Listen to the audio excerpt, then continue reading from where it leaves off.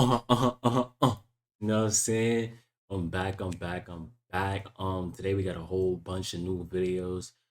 Season one is almost over, and if you don't know what I'm talking about, I got a playlist for all my videos that I've did in a month. This is still season one until December. So every month is gonna be like a new season. I'm gonna try to do max, 100 episodes a season, which is me reacting.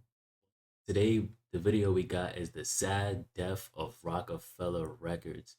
Now, I got a question for y'all. I've been seeing a lot of Dame Dash interviews talking about Jay-Z, and let me know what y'all think. Do y'all think that's him just feeling betrayed or him just being a hater? Which one do y'all think? But without further ado, we're gonna get straight into this video. What's poppin', y'all? Before Sean Carter, now known to everybody as Jay Z, became a billionaire, Over. husband to Beyonce, married, he was a rapper looking for a record deal, like most of his peers in the 90s. Dame Dash put up money for him to record a bunch of songs, and when a record deal was not forthcoming, began pressing the discs himself and selling them out of his car, and Roc-A-Fella Records was born. To try to get on the radio, Dame Dash shot a video for Jay Z's song In My Lifetime for $16,000 on 16mm film, borrowed a friend's boat in St. Thomas to film a scene of what looked like playboys living the high life. After appearing on records with his hometown Brooklyn predecessors Jaz-O and Big Daddy Kane and releasing his debut solo single In My Lifetime, it was showtime for Jay Z. Instead of giving up after hearing the word no way too often from record labels, he proved them all wrong by starting his very own Roc-A-Fella Records with partner Dame Dash and Kareem, also known as Biggs, Burke in 1995. Jay Z explained what this early phase of his career was to MTV. I went to every single record label and they was like, this guy is terrible. He's nothing. I had to Word? put Reasonable Doubt out myself because nobody would sign me. I would press up singles and go to the record stores myself, collect $100, $200, come back, give them some more records. It started like that. It made me appreciate it so much I mean, it's good that he didn't turn back and go back into his old lifestyle after getting the door closed on him so many times. more. No one gave me anything. They didn't give me a record deal. I really just took my time and grew it step by step by step by step. I could have easily been like, maybe what I'm talking about ain't right. Nobody wants to sign me. That would have stopped the suffering. But I didn't. Named after John D. Rockefeller, one of the wealthiest Americans to ever live, Roc-A-Fella Records as a brand embodied the image of opulent wealth and lavish luxury to the fullest. From their champagne bottle logo to their audio salutes to Versace and Cristal, being that Jay Z's first guest appearance on an album was with musical mentor Jaz-O, who was also a neighbor when they were both living in the Marcy Projects housing complex in Brooklyn during the 80s, was he ever asked to be a partner in Roc-A-Fella Records? It was never talked about, but one thing I could say that I had opportunities um, Be a to part of it. pitch, if you will, to have some type of paperwork on Jay, and I never wanted that.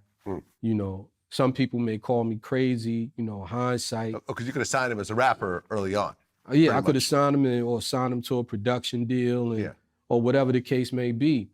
And I never chose that. And I say it now, like I've said it. I've said for over 30 years, or at least 30 years. I didn't want him to go through some of the rigors that I had to go through to get to a certain point. The Rock, as the record label began to refer to themselves as, put out Jay's debut album Reasonable Doubt with distribution through Priority Records on June 25th, 1996. We did a video on Priority Records and their rise, and you could check it out in the description below. Although Reasonable Doubt would take time to become the blockbuster that it later became, it still tore up the summer with street anthems that are now hip hop classics such as Dead Presidents, Can't Knock the Hustle, Why they know? I hope they mention his old friend Dehaven. I think that's his name. featuring Mary J. Blige, and also Brooklyn's Finest, a duet with Notorious B.I.G., with production by the likes of DJ Premier, Irv Gotti, Ski Beats, Premier. Clark Kent, and Jaz-O, and career-building appearances from Foxy Brown, Memphis Bleak, and Sauce Money. Reasonable Doubt left no doubt in the minds of the music industry that Jay didn't come to play, he came to make a mark for himself. The monumental debut album moved 43,000 copies during week one, and almost 10 times that amount in its first year of release. It was a slow burn. The success that it experienced helped Roc-A-Fella Records move off of Priority Records and step it up with partnership with Def Jam.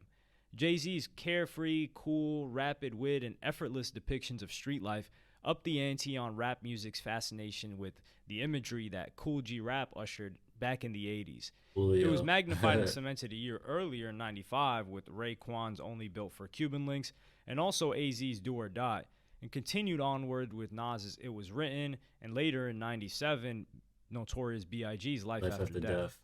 Reasonable Doubt put Jay-Z directly in the same conversation of these genuine New York City hip-hop kings, like Biggie, Nas, AZ, Raekwon, Ghostface Killah, and also the members of Wu-Tang Clan and Mobb Deep. The main difference was that Jay-Z entered this New York City hip-hop kingdom not just as a top-tier lyricist, but also as a co-owner of his own record label. But Jay also proved that he was much more than one-third owner of Roc-A-Fella. He was also the premier all-star player on that team as they entered into the leagues of rap music and the music industry. Competition was fierce at that time, with P. Diddy's Bad Boy Records' stacked roster rolling out Notorious B.I.G., Mace, and the trio The Lox. Over on the West Coast, Roc-A-Fella also had to hold up their weight with Death Row Records, which were taking over Billboard charts. Yeah, it was a lot of competition. Acts like Tupac, Snoop Dogg, and the Dogg Pound. Although it took 6 years for Jay-Z's Reasonable Doubt to get its platinum selling status in 2002, it didn't stop the Roc-A-Fella hits from topping the music charts consistently. Excluding the low-selling attempt at R&B with the group Christian with their only album on the rock called Ghetto Serrano, and rapper Emil, who was the short-lived Lady of Roc-A-Fella, it was mostly a road paved with gold and platinum plaques for the Office partners Jay, Dame, and Biggs. Even with Jay-Z expressing an early interest in staying behind the scenes on the business side, it was mostly Jay-Z's annual run of releases that kept the lights on. The Range Rover engines running and the bank accounts flowing in with millions and millions. It's the difference between a 4.0 and a 4.6. Let's just take a quick look at Jay-Z's album sales from his second album, In My Lifetime Volume 1, all the way down to the Black Album, the project that was promoted as supposedly being his retirement album. So you had In My Lifetime Volume 1, a year after his debut, it's been platinum. Volume 2, 5 times platinum. Damn. Volume 3, 3 times platinum. The Dynasty, Rock La Familia, the group album, 2 times platinum. The Blueprint in 2001, 2 times platinum. Album number 7 was a joint duet project with R. Kelly called The Best of Both Worlds.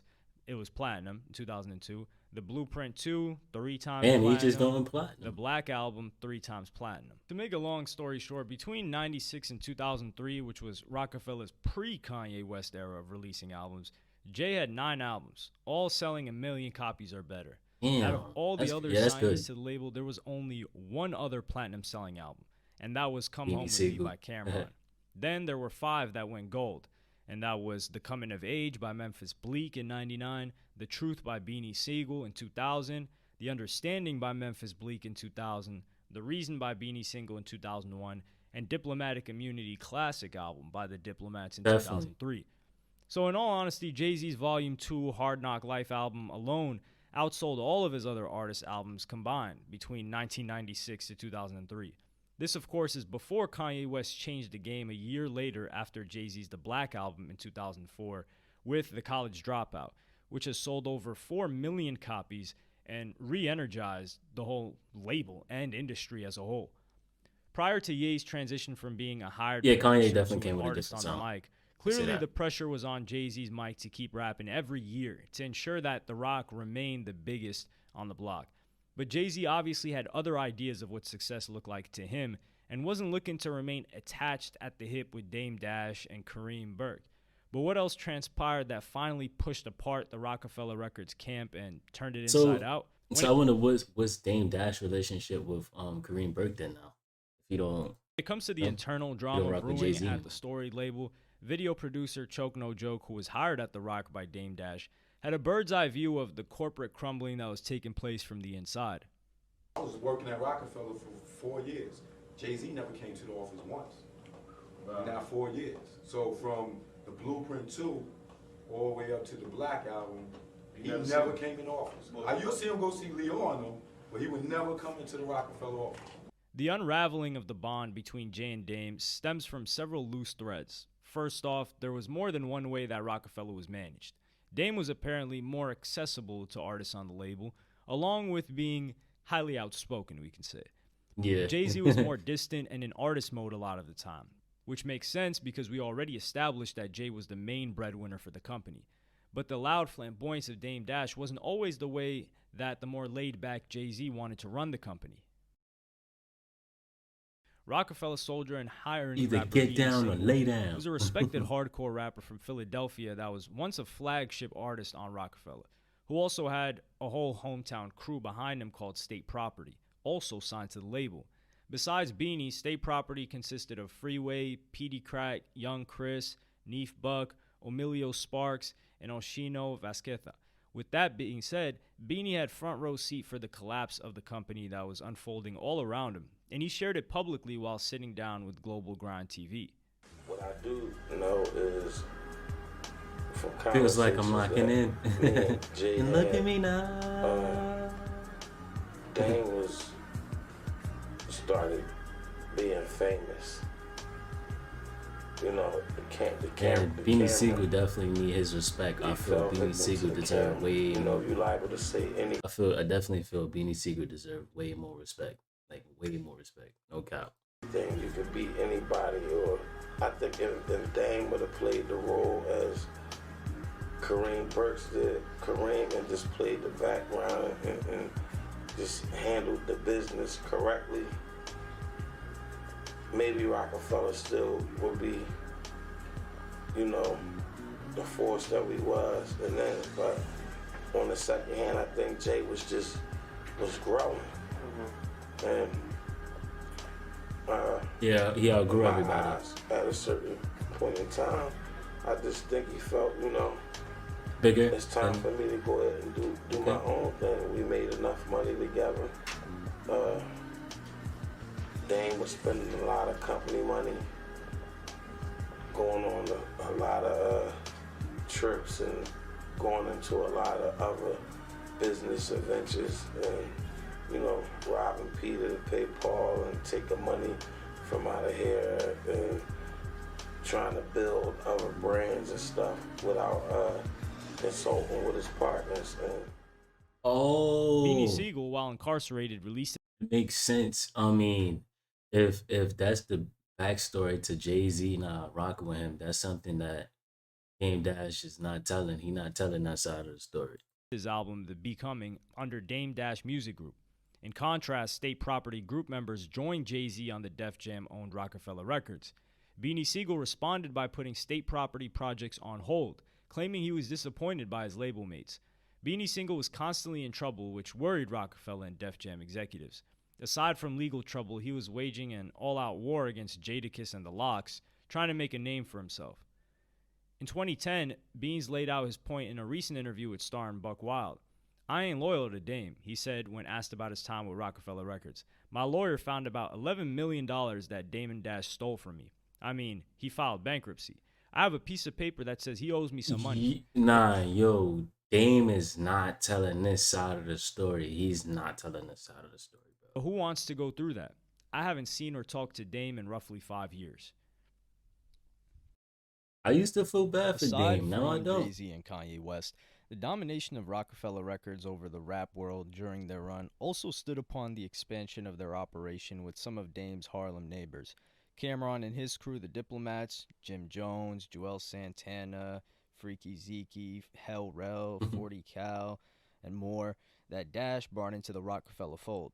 The label signed Beanie Sigel, who would later establish State Property, and Cameron, who would later introduce the Diplomats. The recruitment of these artists and record labels helped lead Roc-A-Fella Records to its prime, but at pricey controversy between Jay-Z and Cameron began over the H to the Izzo beat, and Cameron to the discarded Izzo. Jay-Z's verse from the original Oh Boy track. Dame Dash poured gasoline on the flame by offering Cameron the vice president position of Roc-A-Fella Records without Jay-Z's knowledge. Cameron years later expressed his position, claiming Jay-Z blocked him from the executive position. On the other hand, he He also stated that executives were trying to lowball him with a $500,000 salary. Roc-A-Fella Records renewed their Def Jam contracts for a reported $20 million in 2004, which was a massive $19.5 million increase from their original 1997 deal. I Dame's do remarks respect to Dame MTV inferred Dash's, that he couldn't envision a entrepreneurial life without mindset though. Roc-A-Fella. At the time, Dame felt secure in their collective position in the music industry. All that is paperwork. We'll never break up. It's Roc-A-Fella for life. I would never pass the torch or leave any of my artists. I look at them like my family, almost like my children. I would never leave them with anybody else. Who else could run Roc-A-Fella but me? But this might have been Dame's way of keeping the sticky behind-the-scenes business quiet and out of Yeah. the prying public eye, because within 6 months, Jay-Z chose to take on the role of Def Jam president after the remaining 50% stake of Roc-A-Fella Records was sold to their parent company. This wasn't a sudden move, because the tension had been brewing between Dame and Jay for years. For instance, in 2002, during Jay's vacation in the Mediterranean islands, a little bit of corporate restructuring was taking place behind his back, with Dame putting on a media event to appoint Dipset's Cameron and state property leader Beanie Siegel as new vice presidents of Roc-A-Fella, with Jay-Z sending out the long-distance message that refuted these hirings as not being official and, in his words, a little premature. This surely put a divide between Jay-Z and the newer acts on the label. Then there was the viral video of Dame Dash exploding on Def Jam executives after I seen barging that. into a I seen meeting that about video. Roc-A-Fella that he wasn't called about. As another clue that it wasn't all shiny in the Roc-A-Fella empire, Dame Dash produced a satirical comedy movie called Death of a Dynasty that actually incorporated the rumors surrounding the tension under their roof and would later actually end their dynasty for real. The first no turning back steps that moved towards the end of Roc-A-Fella Records came in So 2004. so Dame Dash can't keep playing victim. He can't keep going on these interviews and playing victim. Like he gotta stop with that. When Def Jam Recordings, which had owned a 50% stake in Roc-A-Fella since '97, bought out the rest of the label, and Jay-Z made an agreement with them to become the president of Def Jam as well. Then in the fall of 2005, Jay-Z bought out Dame Dash's share of Rocawear, the hip-hop clothing line that they had been raking in millions from as an extension of the Roc-A-Fella brand. In a 2006 profile interview with New York Mag, Dame Dash opened up about where he was headed after the artists like Kanye West and Beanie Siegel stepped away from him and sided with Jay-Z career-wise. He depicted the night on December 2004 when Jay-Z informed him of the Def Jam offer he was looking to accept and how Roc-A-Fella artists mostly underperformed after Dash was no longer in the picture. I said, go ahead and take the money and the job, but don't take the name. Don't take Roc-A-Fella with you. I didn't say please, but I might as well have, he said. It's business, but we were always supposed to be about more than business. Jay especially. I did everything I possibly could so that he didn't have to raise his voice. He just had to whisper something in my ear, and I'd take care of it. The people I fought with to make money for him, Leor Cohen and Kevin Lyles, I executives do at give Def him that Jam, though. he's made friends with. He hangs out with Puff now. It's like if your brother leaves you. Kanye's second record did fine, but no more than his first, and it had a lot more muscle behind it by that time. Memphis Bleak ain't what it was. Young Guns sold about a quarter of the number of records during their new album than their last one with me. I always went gold. From Dame's point of view, he felt that Jay-Z was yanked away from the Rock by Def Jam executives that he viewed as culture vultures, namely their president Leor Cohen. It was like they have people that their job is to create beef so that they can monetize it. Pause. And they can't make any money or get any respect in their culture. That's why they're in our culture. Because the minute that they're allowed to be there, they would go. But they just can't. Never had a I beef with think Jay. Always with I Leor. think what's his name? Waka Flocka says something similar to that, like labels break family up and stuff like that. And his whole crew. He's the one that ruined Roc-A-Fella. At the time that The Rock was rolling downhill, Jay-Z made his position known without openly hurling any disparaging remarks towards his former partners in the press. Jay-Z explained his situation by saying, however, the situation happened. Whether we outgrew the situation or what have you, it was time for me to seek a new deal in the situation. While I was doing that, I was going to leave Roc-A-Fella Records. And if anybody can imagine building something from nothing and being the main driving force for that, and then having to leave all your legacy and everything behind, I know that'd be a tough situation for anyone.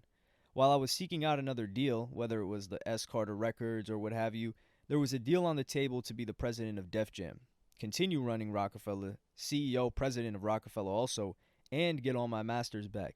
But since I was the Oh, one that wanted to leave, I was like, let me try to figure out some way where everyone can be happy. So I said, let me have Reasonable Doubt. It's not a money thing. Reasonable Doubt, if you look at it, it sells whatever it sells in catalog, maybe 100,000 a year. It's very little money, but it meant everything to me because it was my baby. It was my first one, and it was also more of a Understandable. principle thing. Just give me something to walk, something to hold on to. I don't want to walk away from Roc-A-Fella Records. If you can imagine that with nothing. So I was like, let me get Reasonable Doubt, and I'll give up the rest of my masters. Just give me my baby to hold on to so 10 years down the line, I can look back and I got something. I'm not empty-handed. Right. And I was the one being offered everything. I thought it was more than fair. And when that was turned down, I had to make a choice. I'll leave that for the people to say what choice they would have made. That's about it. I don't really want to talk about Dame or Biggs. I don't have nothing negative to say about them. Yeah.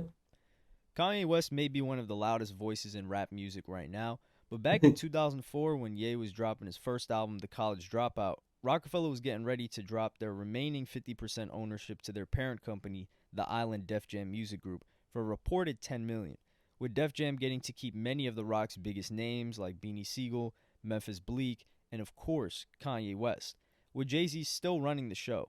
Oddly enough, Jay-Z was the one that wasn't too keen on having Kanye become a rapper in the first place, especially during Yeah, I an era heard where that. more hardcore acts like Beanie Sigel and 50 Cent dominated rap at the time. I heard he wanted what's his name? Kanye to stay behind the scenes and just be a producer. Roc-A-Fella's co-founder Kareem Biggs Burke shared his feelings on the departure of Kanye when he went on to work with Jay-Z. There was an opportunity where we could have taken Kanye to another label, and we would have still been in the Kanye business for several years after that, but we decided to leave him on Def Jam. That's one thing that I wish I were better prepared for, especially seeing how big he's become and launching his career from where it all started. Kanye is a very creative person, Definitely. but at the I give same him that. time, we would have probably been able to help him with other business outside of music. Those are the things that I usually concentrate on. Even early on with what we did at Roc-A-Fella, I was the person who brought all those other opportunities. I don't really steer artists creatively. I try to help them do things outside of music. The most rewarding part of my life is seeing people that I work with build their own businesses.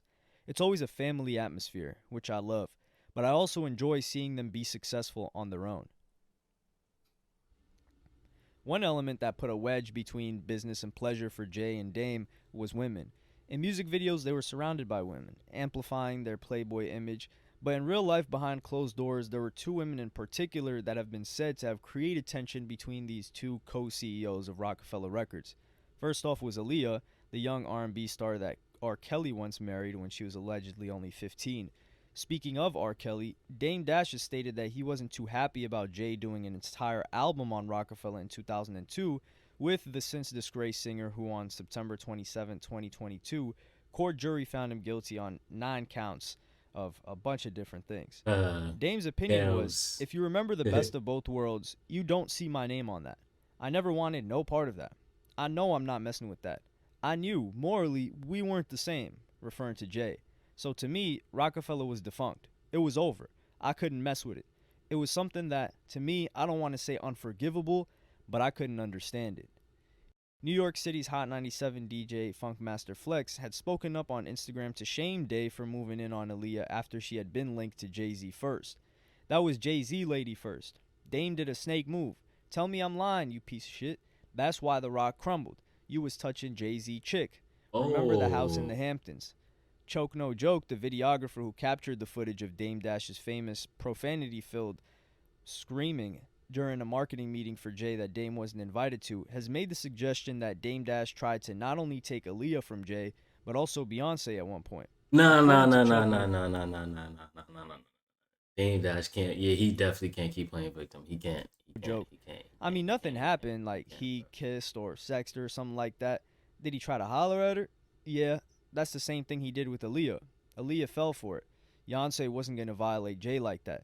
We all knew there was a point at Roc-A-Fella where Dame wasn't allowed around Beyonce. Everybody that worked there at that time knew, because he was a creep. Dame went behind his back and hollered at Aaliyah just like he did Dame, with you Beyonce. known for that, man. But like I said, Beyonce wasn't going for that stuff. And the only reason why Aaliyah might have gone for it was because he wouldn't be public with her and try to keep that stuff private. After the time of Aaliyah's death that took place on August 25th, 2001, Yeah, rest due in to a peace to plane Aaliyah, crash though. in the Bahamas, Dame Dash had confirmed that marriage could have been in the cards for the two. She was the best person I ever knew. I never met a person like her in my life. Every day that we were together, we cherished. Every memory. Every day was a special event.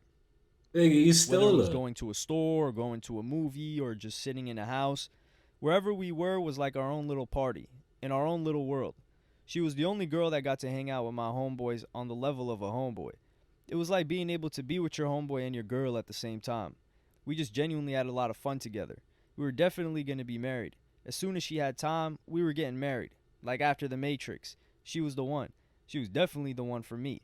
It wasn't an official proposal. We had just talked about it, you know? She would just carry herself like such a normal individual. We just would pop into McDonald's or Wendy's or something, and people just wouldn't believe it. After Jay-Z sailed off into the sunset as his own business entity, his ex-partners Dame and Biggs established their own record label, the Dame Dash Music Group. After every Roc-A-Fella artist had their pick of either going I with ain't Jay see, or staying with Dame but and Biggs. I ain't really see Dame Dash with no new artists though. That's something I can say. He does have a very good entrepreneur entrepreneur mindset, but I ain't never seen him with no new artists after that whole situation though. Biggs, it was the Harlem home team of Cameron and the Diplomats that worked with Dame Dash Music Group. Cam even publicly dissed Jay-Z in songs and interviews, with the full support of Dame. Imagine how awkward that rivalry must have been considering the Dame Dash Music Group was still distributed by Def Jam for a while, the company Jay-Z had become the president of. Then, Yeah, years that's later, on weird. May 21st, 2009, Jay-Z bought back his own recording contract and record label from Def Jam Recordings Yeah, for hold $5 on, million. hold on. Didn't Dame Dash try to sue Jay-Z for reasonable doubt or something like that? And would resign from his position as CEO of Def Jam Records sometime after that. Roc Nation, the new version of Roc-A-Fella that Jay created in 2008, brokered a dynamic $150 million distribution deal with the concert company Live Nation. But as we all know, Jay-Z went on to really live his lyrics when he once rhymed, "I'm not a businessman, I'm a businessman," Businessman. as he entered the Billionaire Boys Club, which he now accompanies a couple of other massive acts, one of them That's how being it's Kanye supposed to West, go. another being Puff. But let me know what y'all think in the comments. Like, subscribe, and hit the notification bell if you enjoyed. Follow me on Twitter and Instagram. Thank you for watching. Peace. Man, I lost for words because I didn't even know that whole part about Dame Dash doing that behind the scenes. So in my opinion, he's wrong because it's like he goes on these interviews, he try to play his victim, like, yo, we was friends and he let them talk in his ear and then he just left me and I did all this for him and he never said, yo, I went behind Jay-Z back and tried to talk to Beyonce and Aaliyah, and he never said none of that though. You know what I'm saying? Do you feel like he need to take up his own words and stop being a chatty patty, or what y'all feel on that? What y'all feel on that? But with that being said, seeing all this is definitely motivation, knowing that it took Jay-Z some time to get to where he's at. It wasn't just no overnight thing. But if you look at it from like an outsider standpoint, it looks like it popped off quick when it really didn't. But that's motivation to me, and that should be motivation for y'all that y'all could do anything y'all put your minds to. With that being said, love is love, and I appreciate all the support, and I'm gonna catch y'all in the next video.